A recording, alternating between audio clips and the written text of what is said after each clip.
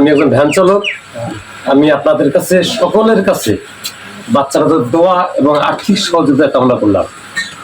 Brain টিউমারে আক্রান্ত লালমনিরহাট জেলা কালীগঞ্জ উপজেলা টুসভান্ডার ইউনিয়নের ৫ নং ওয়ার্ড উত্তর ঘ্যানেশাম নিশ্চিন্তা পাড়ার ভ্যান চালক মোহাম্মদ আল আমিন এর একটি ৯ বছর মেয়ে বাচ্চার ব্রেন টিউমারে আক্রান্ত।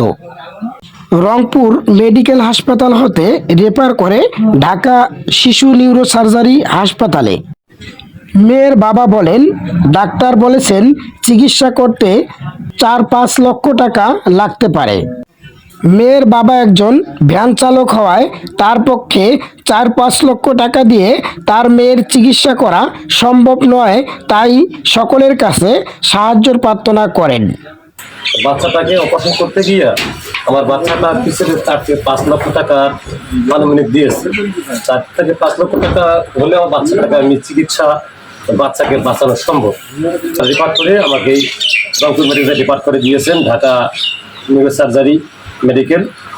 বাচ্চাটাকে নিয়ে যাওয়ার জন্য ঢাকা রেফার করছে, কিন্তু আল্লাহ পাক আমার এরকম অর্থ সম্পদ টাকা পয়সা দেয়নি যে বাচ্চাকে নিয়ে আমি ঢাকা চিকিৎসার জন্য যাব।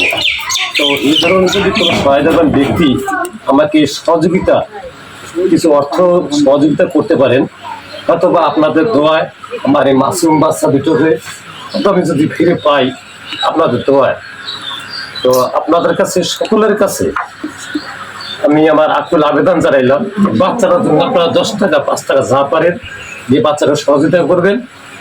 এই বাচ্চাটাকে চিকিৎসা করার জন্য আমি আপনার কাছে হাত পাতলাম। আপনার এলাকার ঠিকানাটা একটু বলবেন। আমার লালমনিরহাট জেলা কালীগঞ্জ থানা ৩ নং ওয়ার্ডের ৩ নং টুসভান্ডার ইউনিয়নের ৫ নম্বর ওয়ার্ড নিশ্চিন্তা পাড়া, উত্তর ঘনেশ্যাম নিশ্চিন্তা পাড়া। M news ৭১ channel online Lalmonirhat.